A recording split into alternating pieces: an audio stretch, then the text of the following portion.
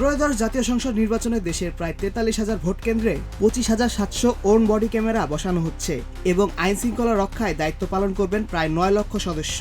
৭ ফেব্রুয়ারি সন্ধ্যায় এক সংবাদ সম্মেলনে এসব তথ্য জানান প্রধান উপদেষ্টার প্রেস সচিব শফিকুল আলম। তিনি জানান, নির্বাচনে সারা দেশে ১,০৮,৮৮৫ জন সামরিক বাহিনীর সদস্য দায়িত্ব পালন করবেন। ৮ ফেব্রুয়ারি থেকে মাঠে নামবেন বিজিবির ৩৭,৪৫৩ জন সদস্য, ৩,০০০-এর বেশি কোস্টগার্ড সদস্য এবং ৫,৬৭,৮৬৬ জন আনসার সদস্য। এছাড়া ১১ ফেব্রুয়ারি সকাল থেকে ১,৫৭,০০০ পুলিশ সদস্য ও র্যাবের নির্দিষ্ট সংখ্যক সদস্য ২৯৯টি আসনে নির্বাচনী দায়িত্ব পালন শুরু করবেন বলেও জানান তিনি। সংবাদ সম্মেলনে আরও জানানো হয়, পোস্টাল ভোটে ৪,২২,৯৬০ জনের ব্যালট ইতোমধ্যে দেশে পৌঁছেছে। বিদেশ থেকে পোস্টাল ব্যালটে ভোট দেওয়া ভোটারদের মধ্যে ৯৪%ই পুরুষ।